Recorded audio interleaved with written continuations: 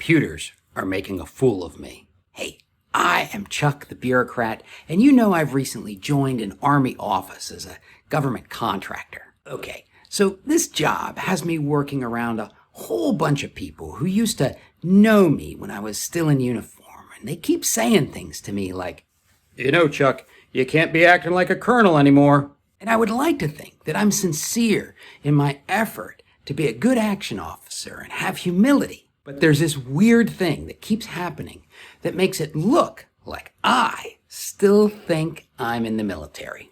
Basically, my military email keeps automatically popping up on documents.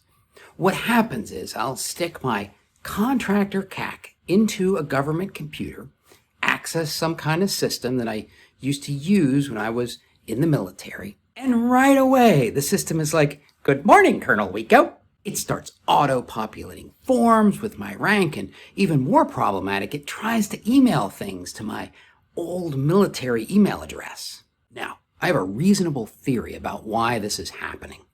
Remember when I said that your DoD ID number never changes? For example, my contractor ID number is the same as my retiree ID number. Well, it seems like a lot of systems use the DoD ID number to identify a unique person.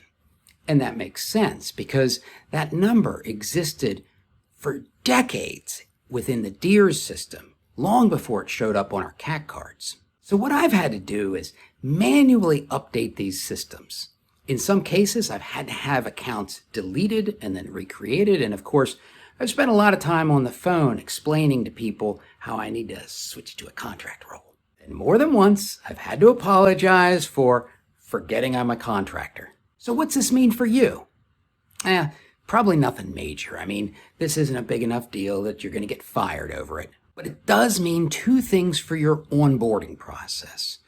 Number one, the steps you're going to have to go through are going to be different from a person who has never had any relationship with the Department of Defense. And it's a good bet that your new employer's instructions are really focused on those people who are coming into the DoD. And number two, this particular kind of tripping hazard, well, it can make your onboarding process look sloppy. I mean, people are going to assume that because of your prior experience, your onboarding process should be smoother than anybody else's, when in fact, some parts of it might actually be harder.